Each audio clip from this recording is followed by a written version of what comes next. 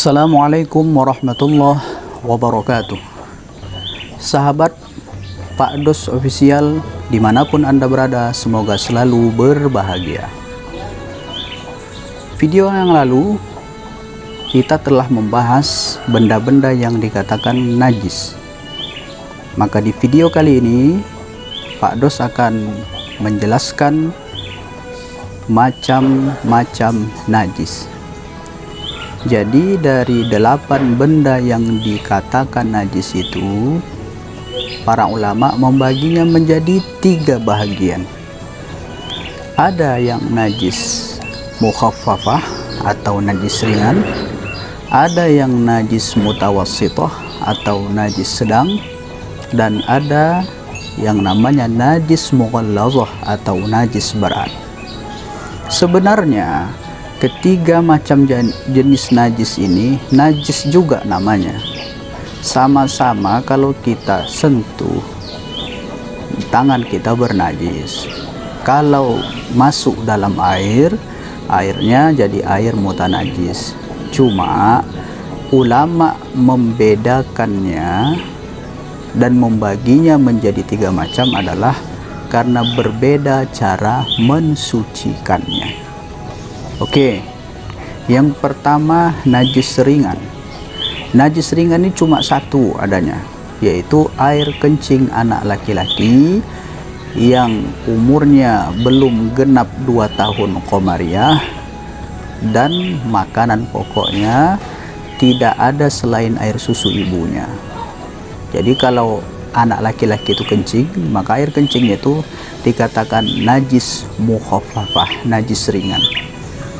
Cuma ya sulit kita menemukan hari ini najis ringan itu, karena anak kecil baru 1 tahun umurnya udah nggak air susu ibunya lagi, kadang-kadang minumannya kadang-kadang udah susu lembu, pisang, bakwan, dan lain sebagainya. Nah, tapi kalau ada, kita temukan seorang anak jenis kelaminnya laki-laki, umurnya belum genap 2 tahun komariah, kemudian makanan pokoknya hanya air susu ibunya, maka kalau kencing dia, air kencingnya itu dikatakan najis mukhaffafah, najis ringan. Nah, bagaimana cara mensucikannya? Cukup dipercikkan air ke tempat yang terkena air kencing anak laki-laki itu. Nggak harus disiram, ambil air, kita percik-percikkan saja 3 kali. Nah, udah suci lah itu. Kenapa? Karena dia najis ringan. Yang kedua, najis mutawassithah. Cuma yang kedua ini kita bahas nanti saja karena banyak. Langsung masuk yang ketiga, najis mughallazah. Najis mughallazah, najis berat.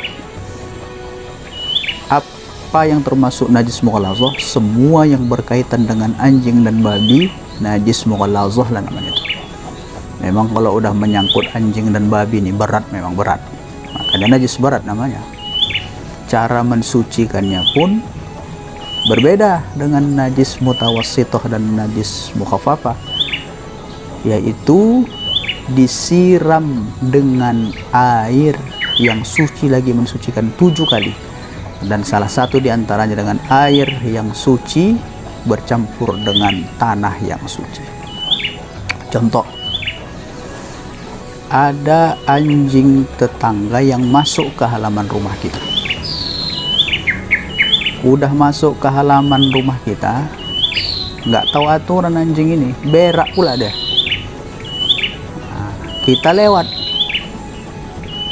kebetulan tak pakai selop, terpijak kita lah tai anjing itu. Maka secara otomatis, karena tai anjingnya basah, walaupun kaki kita kering, maka kaki kita terkena najis, namanya najis mughallazah.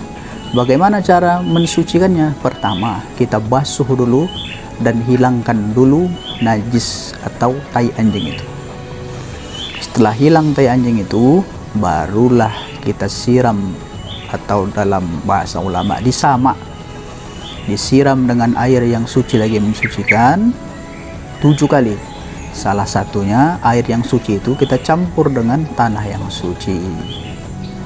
Maka kalau caranya mau bagus, maka pertama kita ambil dulu tanah, kita masukkan dalam wadah atau katakanlah gayung, kemudian campur dengan air yang suci.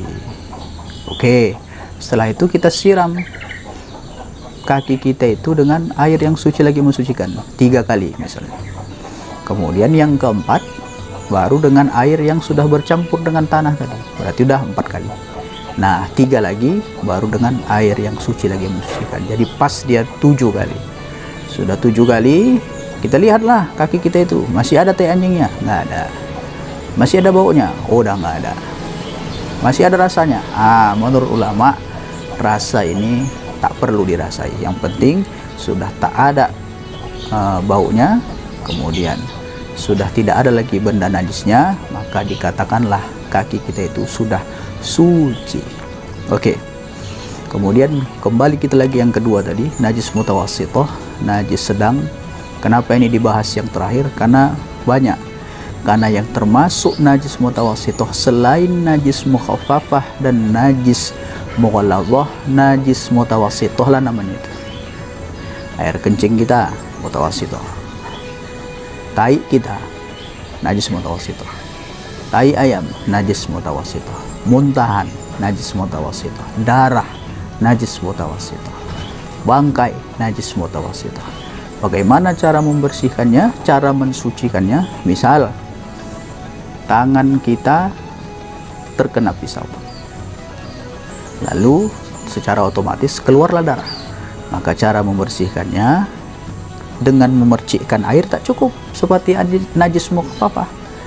Dengan disamak pun tak perlu 7 kali disiram dengan air, salah satunya dengan air yang bercampur dengan tanah, tetapi cukup disiram dengan air.